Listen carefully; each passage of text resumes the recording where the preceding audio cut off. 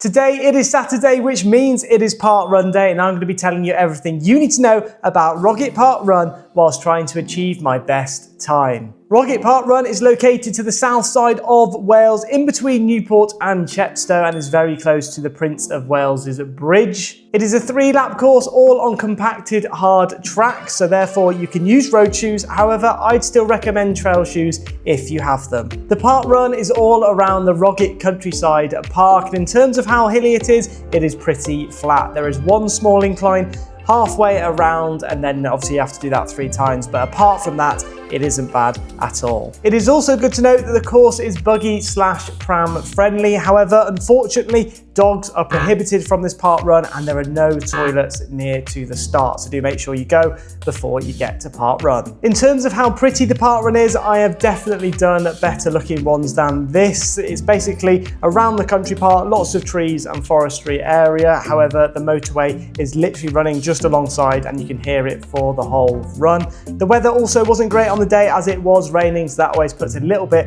of a dampener on the area too. However, in terms of how quick the course is, as it is pretty flat, you can probably get a decent time. However, if you want to get a PB, there are definitely quicker ones in the south of Wales, especially the one in Newport, which is all along the riverside. But before we do go any further, if you don't know what a park run is, it is essentially a 5k run ran by a group of volunteers who both time and marshal the event. It is completely free, and once you hit that finish line, you'll be given a finish token, which you scan alongside your own personalised barcode, and then you'll get your finish time and position sent to you later on. Now let's take a quick look at a summary of the course then. So it is a 3-lapper. It is very flat with a slight incline at the end of each lap. So you can see here on this far end, there is that little incline, and then it is back to flat again. So it's got an elevation gain of approximately 7 meters, max elevation of 9 meters, all on hard standing paths, so pretty quick one. So that is a quick summary and overview of the course. Now let's take a look at it in a bit more detail. So you're going to be starting off here on the eastern side of the country park. You're going to make your way towards the western side, running basically from grass onto hard standing for the rest of the run until you hit the finish. It's like 10 meters of grass at the start and the end. It's all flat, it's all weaving within the trees, and then you do a U-turn at the far end and start heading your way back. This is where there's that small incline to save just a little bit of energy to get up that small hill, and then you go straight back down it after that, and it is back to the flat course. So you're just going to be weaving in and out of the trees, basically running alongside each other in this section here, and then you loop back out and you make your way back to the start where you do another U-turn. You then do that for another 2 laps, so you're doing 3 laps in total, and then once you get back to the entrance of the Countryside Park, you dart off to the right hand side and head towards the finish funnel. So the finish funnel is located here.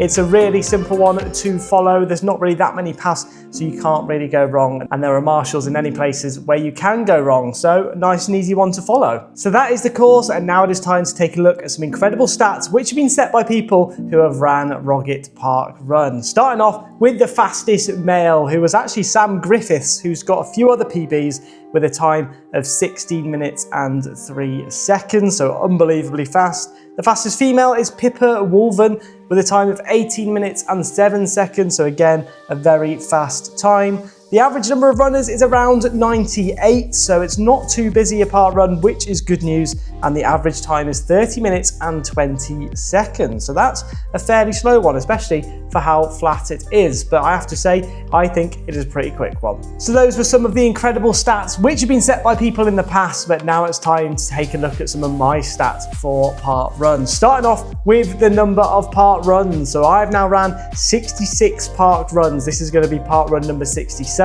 I've done 48 different locations too, so we're getting very close to 50. My best finish position was 4th, which was actually set in Zielony Jar in Poland, which I don't think will ever be beaten, but we'll have to see. And then my fastest times range from Summerdale Pavilion all the way down to Grangemore, from 22:32 to 23:09. So some decent times on there, but whether I'll be able to get on the leaderboard today, we'll have to find out now. And down to the park run we go. So as you can see, we're all waiting on grass. This is that slight little bit of grass which you have to run on for the first like 10 meters or so, which is not bad at all. So we're all waiting. It is raining, which isn't ideal. As you can see, there's already a drip on the camera, but I'll probably wipe that off in just a moment. So as you can see, it's not that busy at all. You can go up to the front if you would like to, or if you're going for a PB2. But we're going to be setting off in about 5 seconds. 4, 3, 2, 1, and we are off. So the run has started. Here we go. You might be able to see how windy it is. You can see how bad a day it is too when the pushchair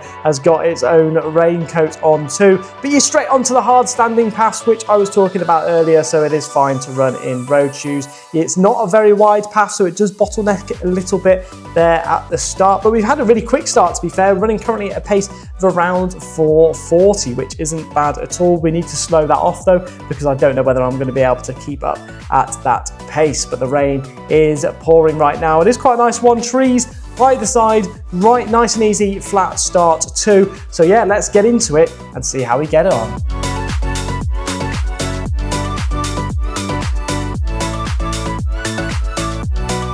Half a kilometre in, running at a time of around 4 minutes and 40 per kilometre. So it is a quick start, very happy with that too. You might be able to see in the bottom right too, the elevation is literally fluctuating between 8 and 10. So there is no real change in that at all. If you did want to check out the elevation and how my splits went, you can check down in the description below where I'll leave a link to my Strava. But let's carry on and make our way towards the U-turn, which is probably the biggest pinch point of this course.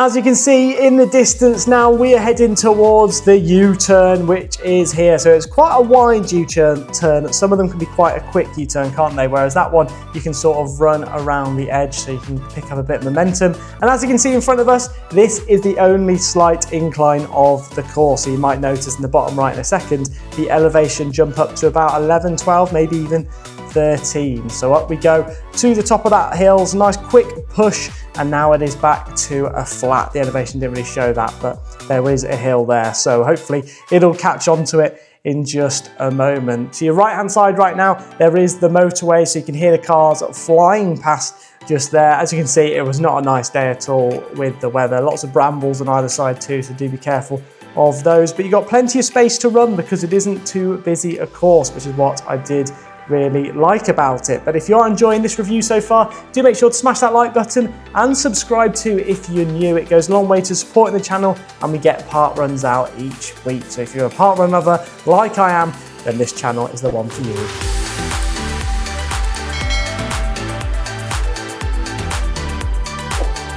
And so we're about 3/4 of the way through the first lap. Our first kilometre was ran at a pace of 4 minutes and 40 seconds. Not much has changed. It is still raining and it is still very flat, fluctuating at that 8 metre mark. Now you can see there the 3 kilometre mark, so that is for the next time as we make our way back around. This is the one bit as well too where you've got people either side. So obviously in the first lap we've not actually got people either side, but as the laps do go on, you will notice there will be people on the left, so do be wary of that so you're not running into a head-on collision with them. This marshal here does a good job, and the marshal on the other side, of keeping that from happening. So you can see over there on the left, that is where people who are in first, that person in green was the person that came in first on the day. So we're going to loop round to this right hand side and head our way back towards the start.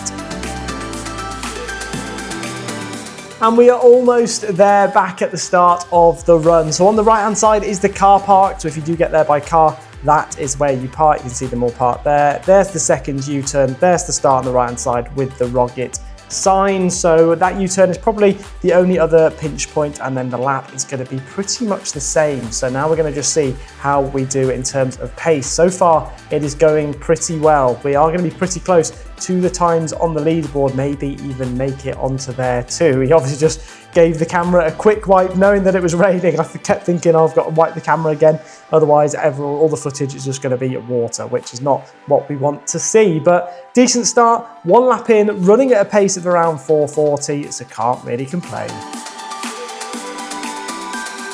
Kilometre 2 done, and that second kilometre was ran at a pace of 4 minutes and 29 seconds. So that is pretty quick, and we probably do need to begin to slow up a little bit. The rain is getting heavier. It is getting windy too.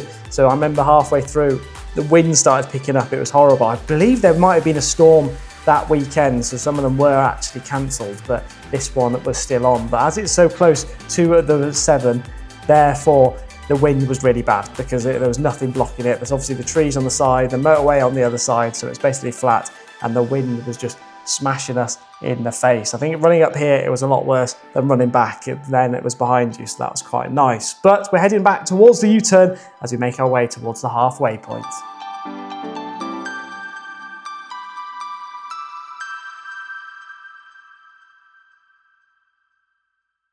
Half the run down, half the run to go. So pretty quick start so far. Running now about a 4-minute 30-second pace. This is the second time you have to do the deadly incline. I find it easier if you just sort of push up there and then relax once you get back up to the top. Maybe that's not a good idea. Someone will have to let me know down in the comments. Surely we've got some expert runners in what you should do on hills, but we're still doing really well. Currently running at a pace that will probably get us around 23 to 24 minutes. So I'll be very happy with that time, and if we can get onto that leaderboard, that would be incredible.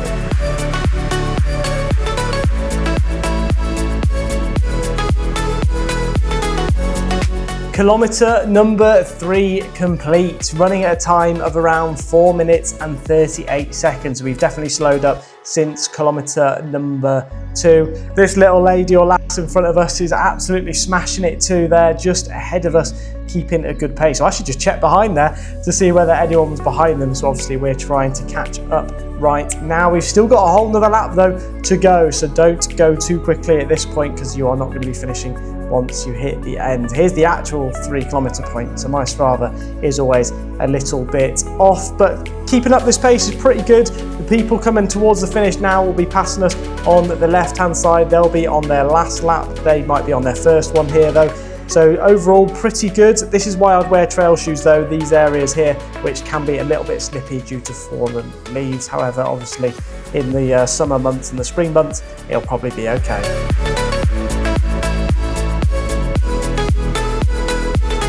And that is lap 2 done with a time of around 16 minutes. So we're heading towards a lot of a 24-minute time, but if we can beat 24, that would be amazing. We've managed to catch up to Red Top here on the left-hand side, going in for that overtake right now as we head our way into lap 3. How are we going to get it on?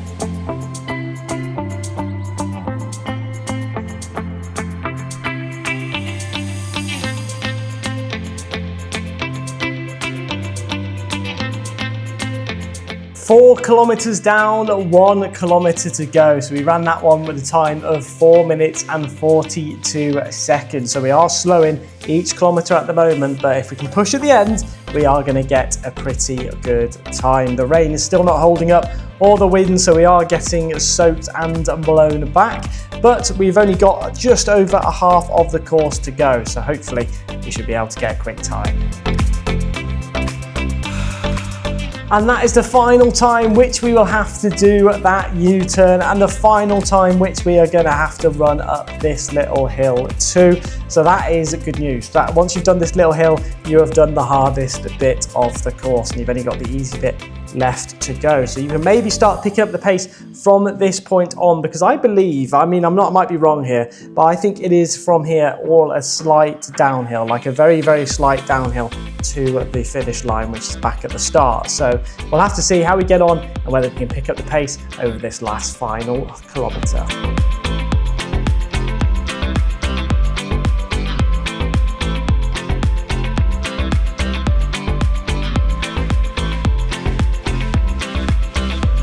Being directed now off to the right-hand side. This is the final 200-metre sprint to go. So we're doing quite well at the moment. We've got a black t-shirt here with 100 on his back, which is just ahead of us. We hopefully can get around him, which we have managed to do so. We've just slipped around them. I think the person in front, though, is going to be just a little bit too far ahead. Oh, but here we go. Red t-shirt man has come out of nowhere here, sprinting past me. I'm going to have to try and beat him. I can't let let this happen. No way am I going to let this one happen. So here we go. I've got to step up a gear too. He's pushed me, which is great news because we might actually get a pretty quick time. So unfortunately, I don't think we're going to get on the leaderboard. No, we're not. But we're going to be turning now off to the left, and you're going to run back onto the grass path here.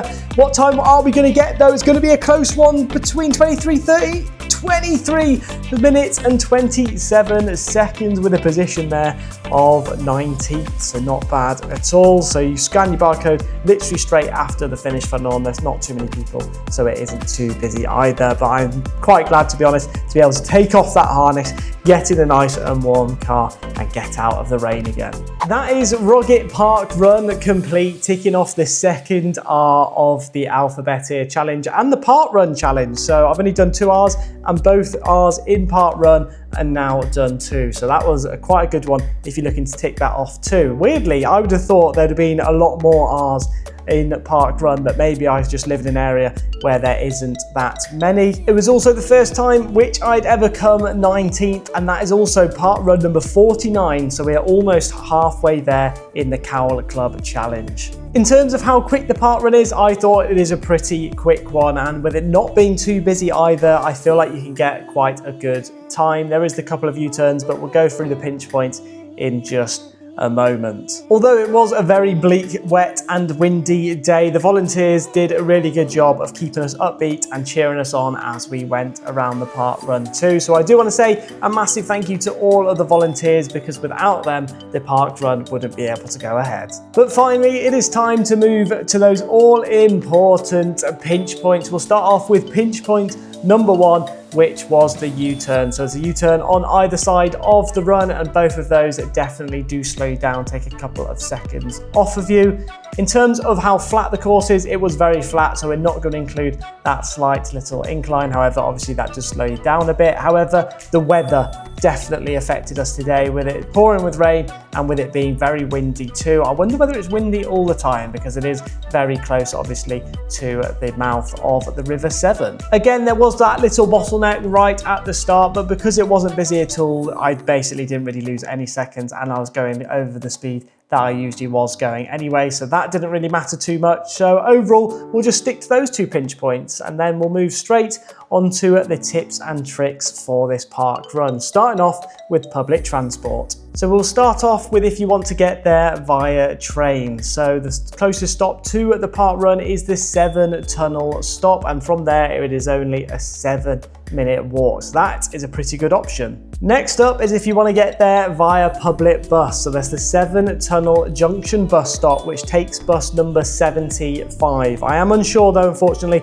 on the bus timetables for this, so you probably should check that out to make sure that you can actually get a bus there in time for Parkrun. From there, it is about a 7-minute walk, which isn't bad at all. So again, another option if bus number 75 runs past your house and at a good time. And then finally, if you want to get there by car, there is plenty of parking on site at the Rogiet Countryside Park car park. So it's only less than a minute from the start, really close. It is free for the first 3 hours. Don't make the mistake which I did, which I went to pay for parking. It was £5.50, which I was thinking, God, this is ridiculous. Paid for the parking to then just realise that it was completely free, and I shouldn't have done that. I also did see some people parking on the bridge, which is located around here, a bit further up, about a 2-minute walk from there, so not bad at all. And there's also an overflow just before the bridge on the playing fields, but you should be fine with parking either the country park or on that bridge, as it's £2.20 for the day at the overflow car park. And then finally, in terms of the Parkrun Cafe, on the day that we went, and I think most weeks too, there is actually a marquee set up at the finish line where friends of the Rogiet Country Park provide tea and other refreshments, and it is a 50p donation per drink, so not bad at all. I have to say, not many things are 50p these days. But now it is time to take a look at my post-Parkrun stats, which haven't changed much at all from the start of this video. Starting off with the number of park runs increasing from 66 to 67. Number of locations goes up to 49, so we're almost there at 50. Best finish position stays the same, and all my fastest times stay the same too, so nothing's going to change there, unfortunately. But before we do finish up, if you are local to the park run, do make sure to let us know down in the comment section below any tips and tricks from yourself too. And if you did enjoy this park run, you can actually go and check out the one from last week, which we did here in Lydiard, so you can see whether we managed to get on the leaderboard with that one, or you can go and check out all my other park runs in the worldwide park run playlist, including park runs from Norway, Finland, Ireland, Poland, all over the world. So we are still touring around to see how many park runs we can do. But next week, we're going to be heading a bit further north up to Birmingham, where we're going to be doing Edgbaston Park Run. If it's as cold and as wet as this one, it is going to be a hard one again. So if you did enjoy this one, do make sure to smash that subscribe button, as we're going to get a park run out each week. And I'll see you all in the next one.